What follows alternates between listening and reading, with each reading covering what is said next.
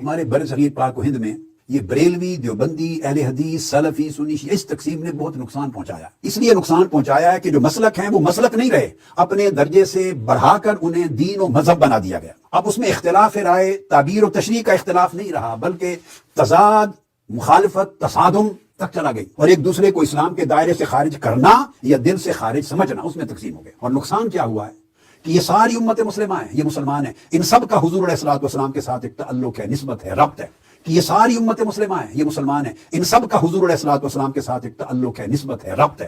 کہ یہ ساری امت مسلمہ ہیں، یہ مسلمان ہیں، ان سب کا حضور علیہ الصلوۃ والسلام کے ساتھ ایک تعلق ہے، نسبت ہے، ربط ہے. وہ جو آقا علیہ السلام کے ساتھ تعلق ہے اس کی کئی جہتیں وہ ساری جہتیں ملیں تو رسول پاک صلی اللہ علیہ وآلہ وسلم کے ساتھ امت کی کا تعلق کامل ہوتا ہے. اس میں جہت محبت بھی ہے، اس میں جہت ادب اور تعظیم کی بھی ہے. دو، اس میں طاعت اور مطابعت کی بھی جہت ہے. اب طاعت اور مطابعت کے لیے حدیث و سنت و سیرت آ جاتی ہے، اس کی بھی جہت ہے. پھر ساتھ اس میں فکر آخرت ہے، دعوت حضور کے دین کی نصرت اور دعوت اور تبلیغ دین کی بھی جہت ہے. تفرقہ سے، فرقہ بندی سے نقصان کیا ہوا کہ یہ ساری جہتیں دراصل ایک ہی تعلق کے حصے تھے، جز تھے.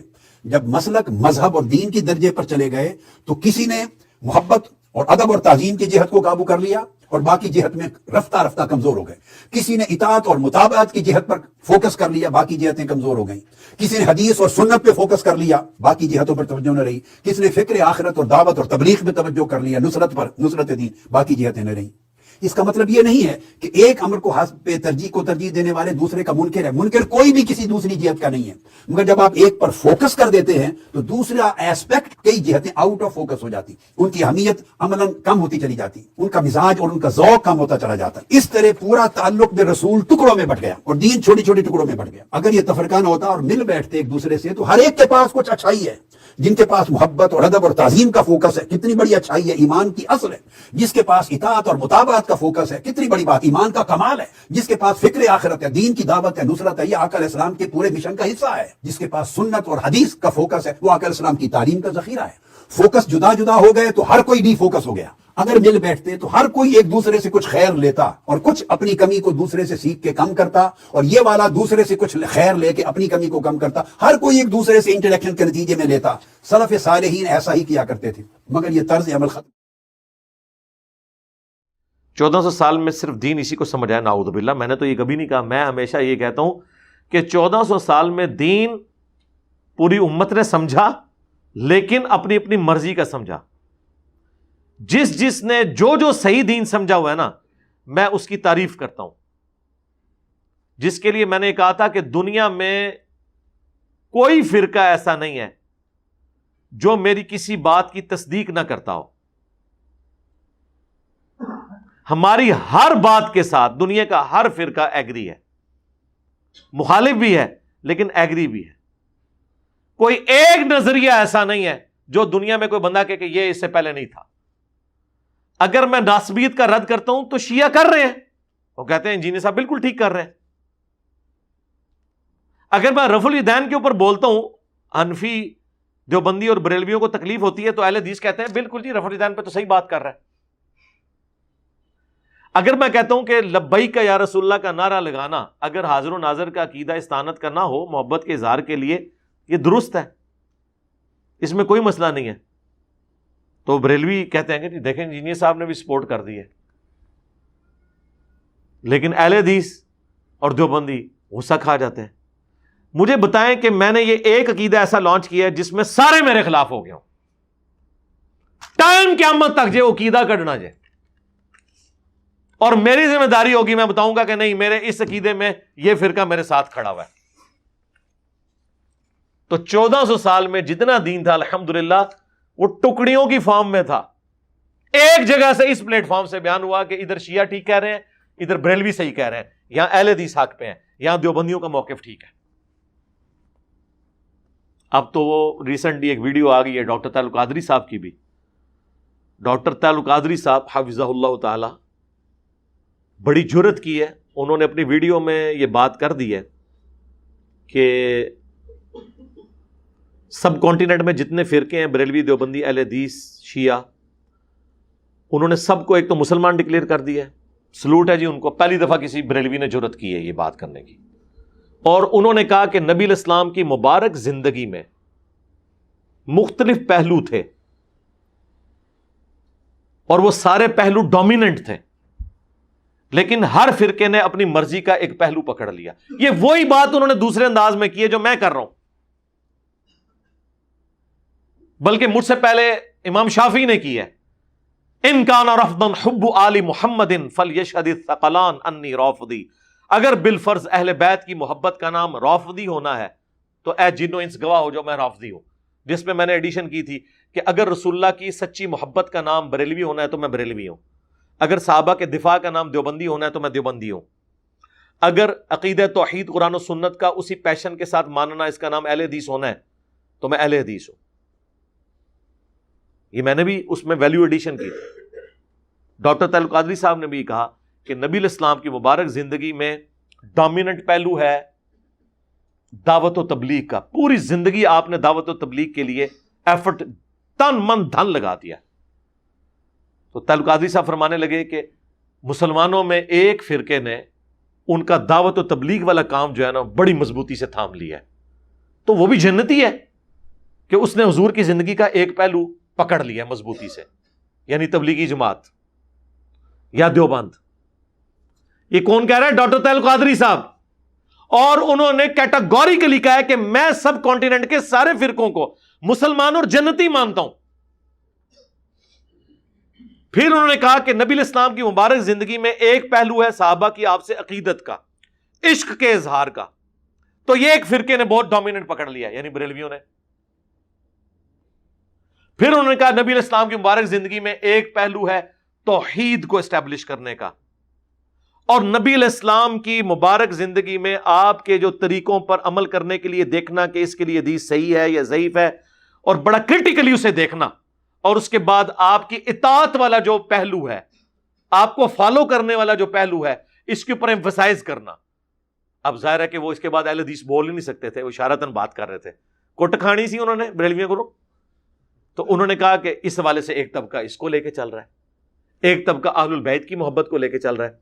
تو انہوں نے کہا افسوس، اس پہ انہوں نے افسوس کا اظہار کیا کہ سارے فرقوں نے اپنی اپنی چیزیں ملی ہوئی ہیں، حالانکہ یہ ساری چیزیں ایک جگہ جمع ہونی چاہیے تھی. سرکار رکو ذرا، صبر کرو، آپ کو بتاتے ہیں کہ دنیا میں ایک پلیٹ فارم ایسا بھی موجود ہے، اور وہ پلیٹ فارم کوئی چھوٹی سی پلیٹ فارم ہی نہیں ہے، اتنا بڑا پلیٹ فارم ہے کہ دنیا کی کوئی مسجد نہیں ایسی بچی کہ جس مسجد کے اندر آپ کو ہمارا اسٹوڈنٹ نہ ملے. الحمدللہ. جس نے اپنے خلاف سارے فرقوں کو کر کے صدیوں کے فرقے الٹ دیے ہیں صرف سچائی قرآن و سنت کی طاقت کی وجہ سے. اب میں آپ سے پوچھتا ہوں، کیا اہل البیت کا دفاع کبھی شیعہ نے بھی اس پیشن کے ساتھ کیا تھا جو ہم نے کیا ہے؟ کیا اہل حدیث نے اس طریقے سے پرانے اور نئے سارے بابوں کو للکارتے ہوئے بائی نیم، یہ تو ڈرتے تھے، نام بھی نہیں تھے لیتے، ایون پرانے بابوں کے ناموں کے ساتھ یہ رحمت اللہ علیہ بھی لکھتے تھے، حالانکہ نجی محفلوں میں کہتے تھے یہ سارے فراڈیے تھے. ہم نے کہا کہ بھائی رسول اللہ سے آگے کوئی نہیں ہے.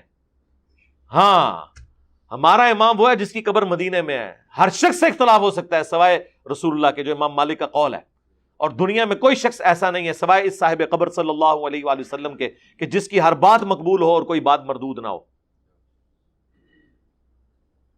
یہ تو ڈھکے چھپے الفاظ میں توحید بیان کرتے تھے، اور رئیس کثر محمد بن سلمان نے ان کی نکال دی. یہ درباروں پہ ناچنے والے لوگوں کے خلاف بولتے تھے. جب حرم میں، حرم کی سرزمین، ظاہر ہے وہ پوری سرزمین حرم ہی ہے ہمارے لیے، اس میں جب نچوائے گئے ہیں یہ سارے لوگ، تو ادھر ان کی توحید آ کے پنکچر ہوگی. کوئی ایک جملہ نہیں اس کے خلاف بول، الٹا دفاع کر رہے ہیں کہ جی حکمرانوں کی اطاعت کرنی چاہیے. ہماری جیسی توحید کسی نے بیان کی؟ جو ڈاکٹر طاہر القادری صاحب فرما رہے تھے اپنے کلپ کے اندر کہ کسی نے ایک پہلو کو زیادہ پکڑ لیا.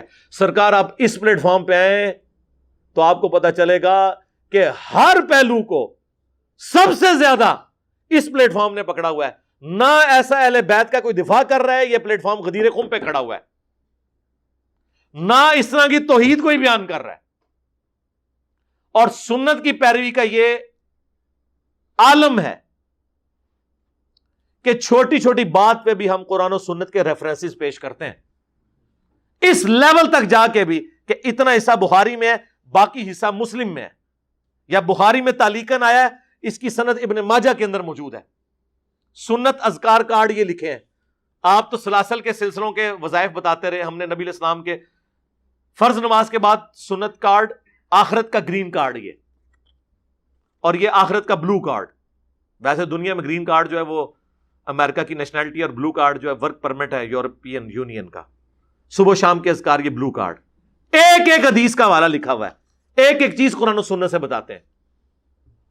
تو آپ نے وہ جتنے، اور تبلیغ کا پہلو آپ بات کرتے ہیں، سرکار بتائیں اس طرح کی تبلیغ کسی نے کبھی کی کہ لوگوں کے بنائے ہوئے بزرگوں، بابوں اور سو کالڈ اماموں، ان میں اماموں کا قصور نہیں کہہ رہا، ان کی کتابیں تو میں نے یہاں پہ سجائی ہوئی ہیں، ان کی جوتیوں کی خاک ہماری آنکھوں کا سرما، انہی کی تعلیمات ہم آگے لے کے چل رہے ہیں، لیکن رسول اللہ کے مقابلے پر نہیں ان کے ذاتی اقوال، بلکہ نبی علیہ السلام کے جو فرامین انہوں نے ہم تک پہنچائے ہیں۔ تو یہ جو دعوت و تبلیغ کا کام ہے کہ نبی علیہ السلام کی محبت میں دنیا کے ہر بندے سے ٹکر لے لینا، یہ اس پلیٹ فارم پہ ہوا ہے۔ ڈاکٹر طاہر القادری صاحب نے اپنے اس کلپ میں جو جو تعریفیں کی ہیں ہر مکتب فکر کی الگ الگ، اور انہوں نے ایک خواہش کا اظہار کیا ہے کاش یہ ساری ایک جگہ جمع ہوتی، وہ ان کے خیال سے بھی بڑھ کر انٹینسٹی کے ساتھ ہمارے اس پلیٹ فارم سے الحمدللہ چیزیں بیان ہو رہی ہیں۔ پچھلے دنوں مفتی منیب الرحمان صاحب نے میرے اوپر ایک پورا مضمون لکھا ہے اور دنیا اخبار میں چھپا ہے۔ پاکستان میں دوسرے نمبر پہ ہے یہ گروپ میڈیا انڈسٹری میں، نمبر 1 جیو ہے اور ان کا جنگ اخبار ہے، نمبر 2 یہ دنیا ٹی وی والوں کا دنیا اخبار ہے، یہ جو ان کا ٹی وی چینل بھی ہے اور ان کے کالجز بھی ہیں، پنجاب گروپ آف کالجز۔ انہوں نے باقاعدہ اپنے اس کا پھر میں نے کوئی 1.5 گھنٹے میں، 1.25 سے 1.5 گھنٹے میں پوسٹ مارٹم کیا، اس مضمون کا 17 علمی پوائنٹس کا جواب دیا ہے، اور مجھے سرسید احمد خان کے کھاتے میں ڈالا ہے کہ یہ جی معجزات اور کرامات کو نہیں مانتا۔ تو میں نے کہا یار ہم مانتے ہیں لیکن نہ ہوئے ہوئے تو نہ ہم سے منواؤ جی۔ تختے بلقیس آ گیا سرکار، تسی بھی وائٹ ہاؤس لے آ کے مارگلا دی پہاڑیاں تے رکھ دیو، ہاں اگلے دن میں کلپ بنا دیاں گا، اور نہ آیا اگر تو تسی بھی اگلے دن کلپ بنانا ہے اور اس کہنا ہے نہ میں وابی، نہ میں بابی، میں ہوں مسلم، علمی کتابی۔ اور پھر آپ نے دعوت دینی ہے کہ مرنے سے پہلے اے مسلمان کر لے اس پہ غور، کتابوں کا خدا اور ہے، بابوں کا خدا اور۔ بابے بھی اسی خدا کو مانتے تھے لیکن ان کوالٹیز کے ساتھ نہیں جو قرآن و سنت میں آئی ہیں، بلکہ اپنے بابوں کی تعلیمات کی روشنی میں۔ یہ بھی آپ نے ساتھ بولنا ہے، اور یہ بھی بولنا ہے کہ فرقوں کی دکانیں بند، the damage has been done, یہ بھی آپ نے بولنا ہے۔ اور آپ نے پھر للکارنا ہے اپنے سارے بابوں کو، اپنے علماء کو، کہ یہ قرآن و سنت سے جو تعلیمات انجینئر صاحب پیش کر رہے ہیں یہ حق پر مبنی ہے، اگر کوئی جڑا ہے تو کتاب و سنت کے دلائل میں ویڈیو میں آ کے ان باتوں کا جواب دے، اور ٹائم قیامت تک ہے، بول وہی جو حق ہے، ٹائم قیامت تک ہے۔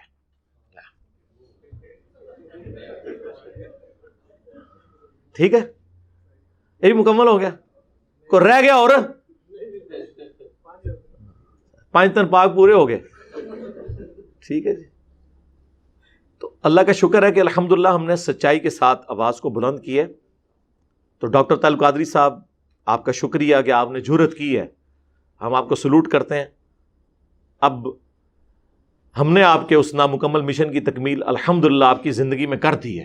جو آپ کا دکھ تھا نا کہ کچھ چیزوں کو کچھ نے پکڑا ہوا ہے، کچھ کو کچھ نے پکڑا ہوا ہے، سرکار یہ وہ پلیٹ فارم ہے جدھر الحمدللہ قرآن و سنت کی تعلیمات کی روشنی میں ہر بات بیان ہو رہی ہے۔